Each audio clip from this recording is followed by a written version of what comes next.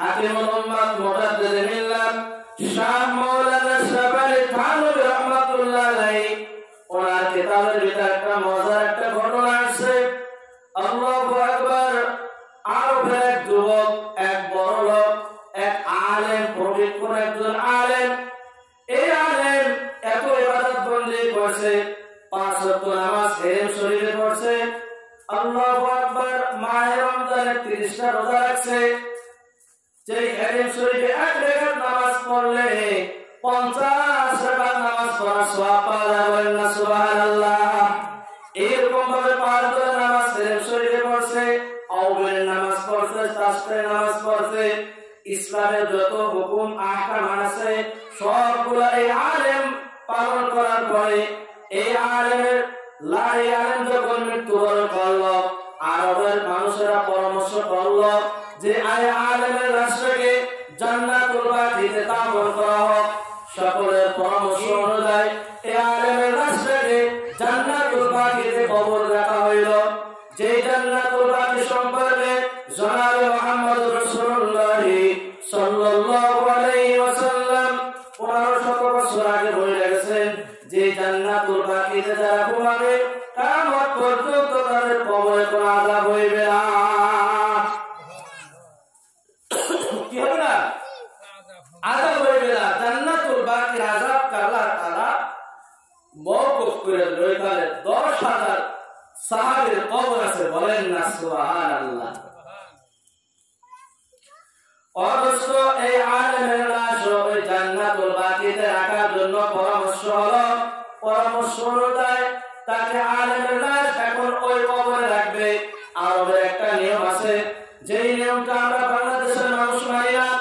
আরবের এক কবরের ভিতরে একাধিক কবর দেওয়া জায়েজ আছে, কি আছে? কিন্তু বাংলাদেশের ভিতরে তো ওইটা হয়, তাকে তো ওইটা দেয় না, কথা ঠিক কি?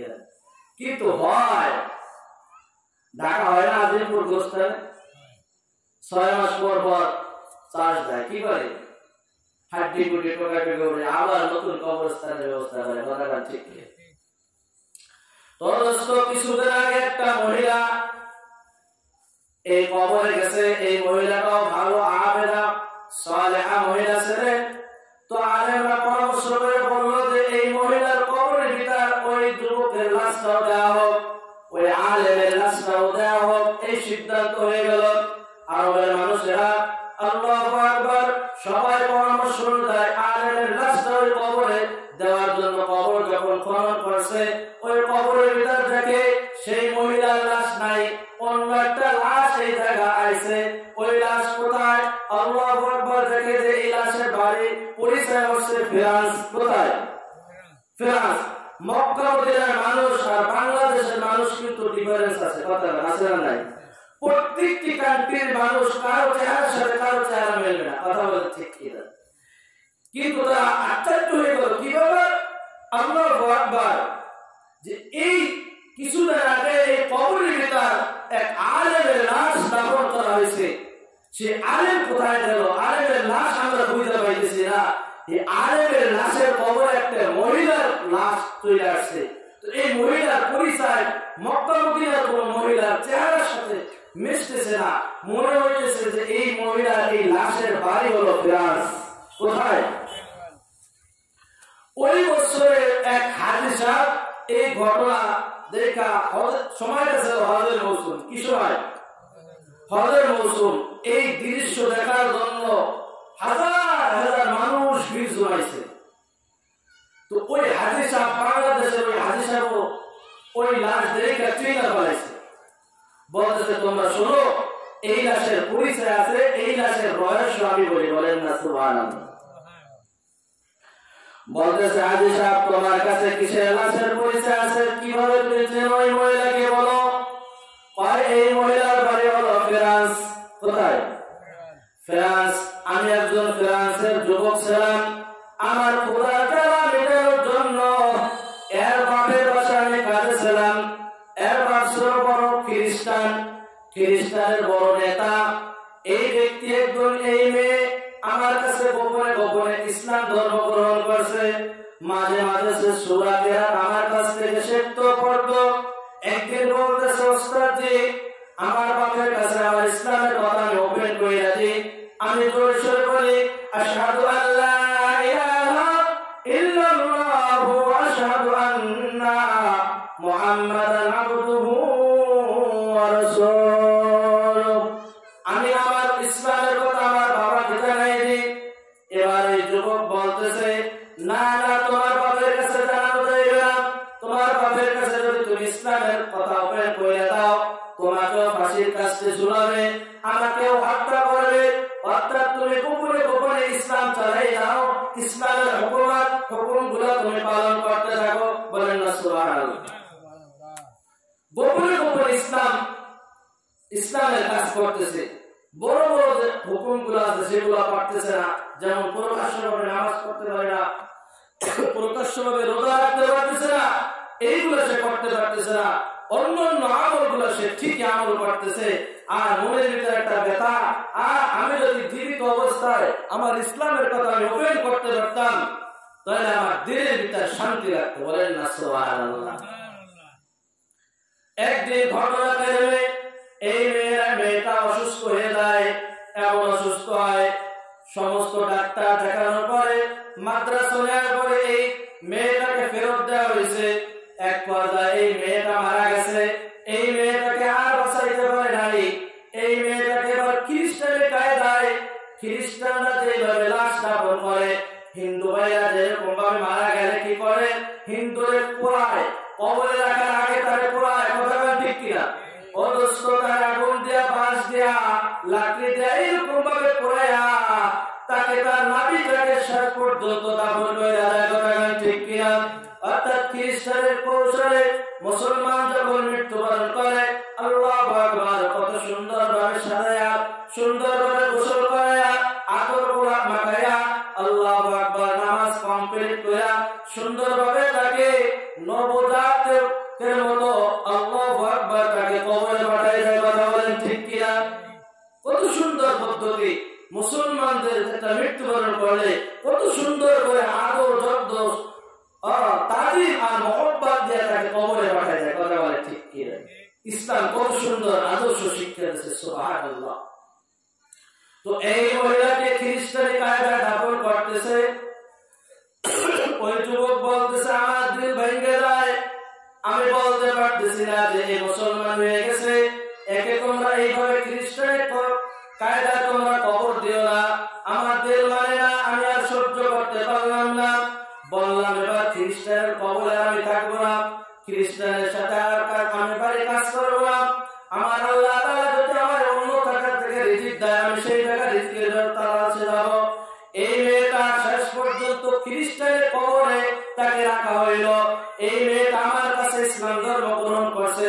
আমার হাতে কালিমা পড়ছে আমার কাছে সূরা কিরাত মস্ক করছে বলেন না সুবহানাল্লাহ এই জন্য এই মেয়ের অ্যাড্রেস আমি জানি ওই হাদিস সাহেবকে বলছে হাদিস সাহেব আপনি যখন বাংলাদেশে যাবেন বাংলাদেশে যায় সর্বপ্রথম আপনি ফ্রান্সে যাবেন ফ্রান্সে যেয়ে দেখবেন ওই কবরের ভিতর কি আমাদের সেই হুজুরের লাশ আছে কিনা আমাদের ইমাম সাহেবের লাশ এইরকম ভাবে দাঁড়িয়ে এইরকম ভাবে চেহারা এইটা আপনি দেখার পরে যদি হয় তাহলে আমাকে একটু টেলিফোন করে মদিনায় জানাই দেবেন কথা ঠিক কিনা তো এই হাদিস সাহেব এবার বাড়িতে ফ্রান্সে যায় সর্বপ্রথম ওই সেই খ্রিস্টানের বাসায় গেছে যে বলতেছে খ্রিস্টানের সেই মালিককে বলতেছে আপনার যে একটা মেয়ে ছিল সেই মেয়েটা কোথায় উনি তো সব জানে কথা ঠিক কিনা জানে কি জানে না তারপর কৌতূহল রাখছে বলতেছে আমার মেয়ে তো মারা গেছে তাহলে তো খ্রিস্টানের কায়দায় কবরে রাখা হয়েছে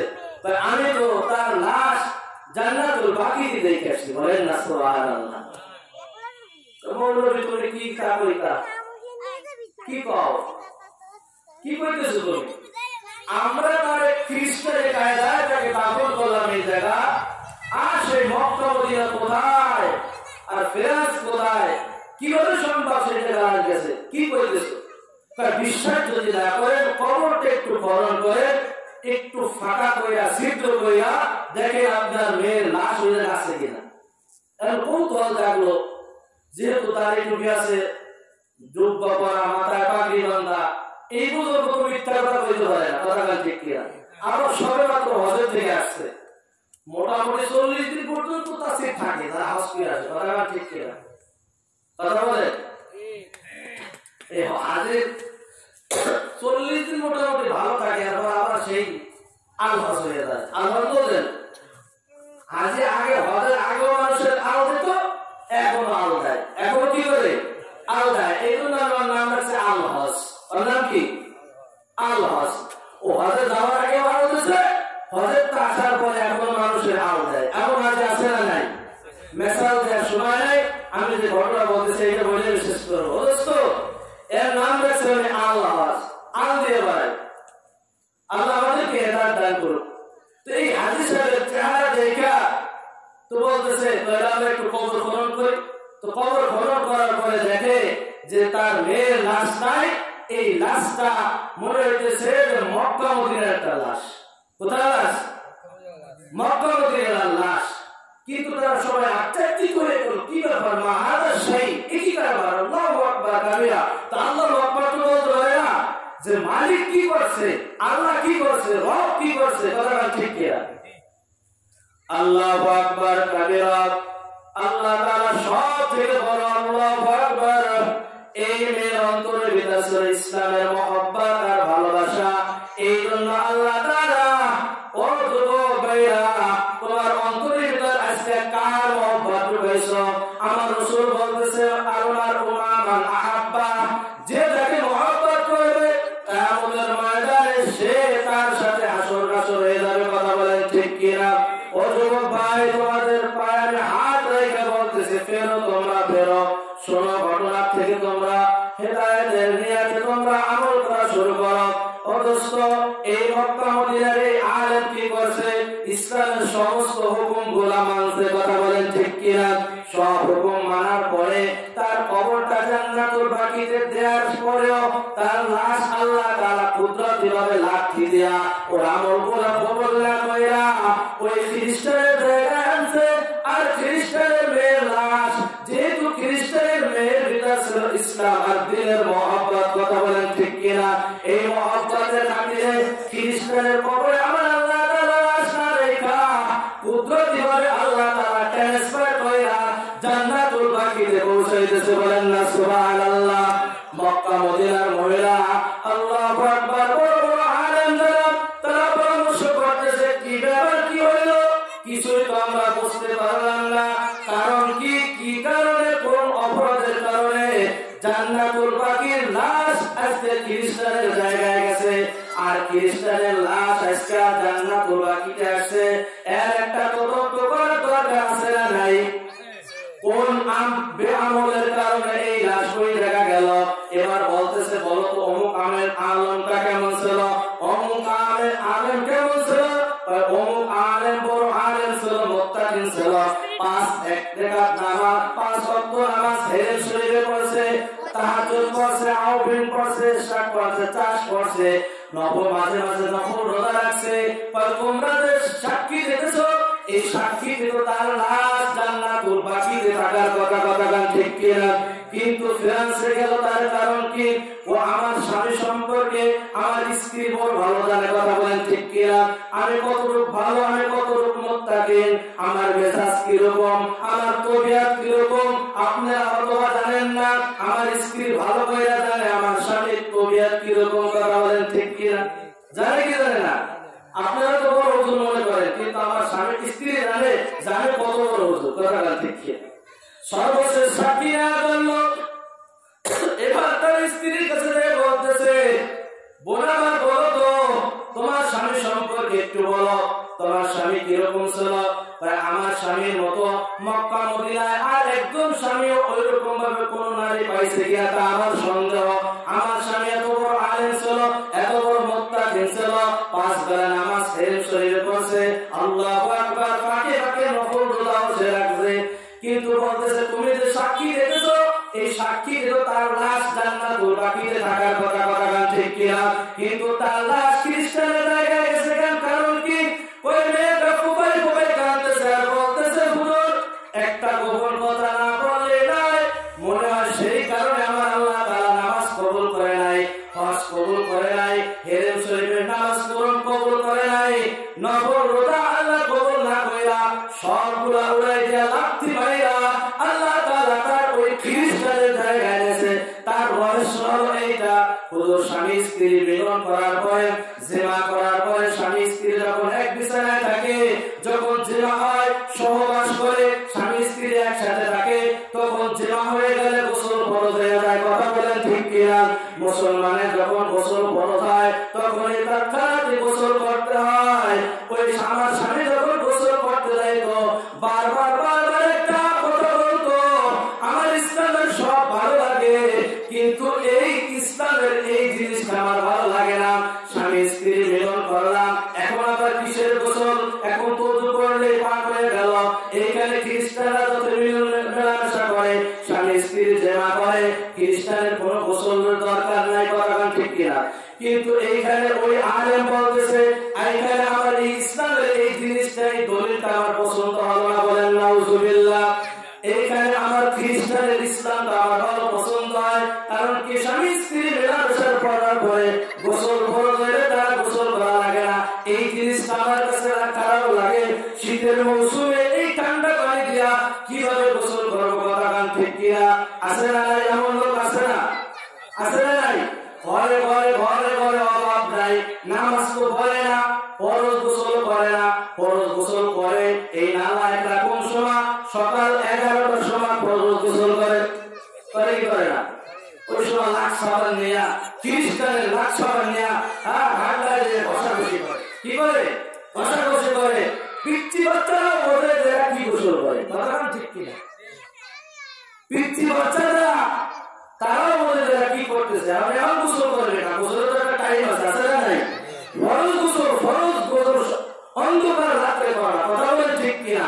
ফরজ নামাজের আগে ফরজ গোসল সেরে ফেলাবা, এরপরে তুমি ইবাদতে যাইবে। কথা বলে ঠিক কিনা? হুজুর আমার মনে হয় সেই কারণে আমার আল্লাহ তাআলা সব আমলগুলা বরবাদ কইরা ধুলিসাৎ কইরা উড়ে গিয়া ওই খ্রিস্টানের ইসলাম আমার ভালো লাগছে, এই জন্য আল্লাহ তাআলা লাঠি দিয়া জান্নাতুল বাকিতে কবর দেয়া সত্ত্বেও তাকে খ্রিস্টানের জায়গায় দিয়ে গেছে। কথা ঠিক কিনা?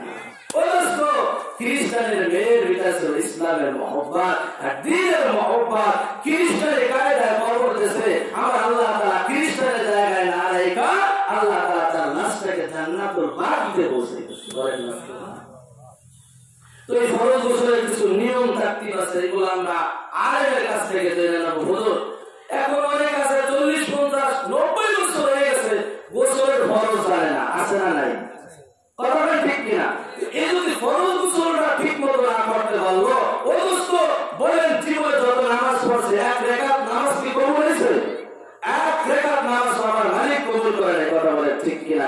এইগুলো আলেম ওলামার কাছ থেকে জানবো, কিভাবে আমি তোহারাত থেকে পবিত্র হবো, কিভাবে আমি জান্নাতে যাইতে পারি, কিভাবে আমরা এই মাহফিল দেওয়ার একটাই উদ্দেশ্য। কথা বলে ঠিক কিনা? যেন আমরা সবাই মিলেমিশে একই সাথে আমরা জান্নাতে যাইতে পারি। আল্লাহ তাআলা আমাদের তৌফিক দান করে বলেন আমিন। জুলুস হওয়া, তেরে গরম হওয়া, যা কিছু হয়েছে আল্লাহর পক্ষ থেকে হয়েছে। আল্লাহ তাআলা বলার তৌফিক দিয়েছে, তাই কিছু কথা মুরব্বিদের কথা নকল করে আপনাদেরকে শুনাইলাম। আল্লাহ তাআলা সর্বপ্রথম যেন এই অগণকে আমল করার তৌফিক দান করে, যারা শুনলাম প্রত্যেককে আমল করার তৌফিক দান করবেন। আমিন। ওয়া আখিরু দাওয়ানা আলহামদুলিল্লাহি রাব্বিল আলামিন। আসসালাম।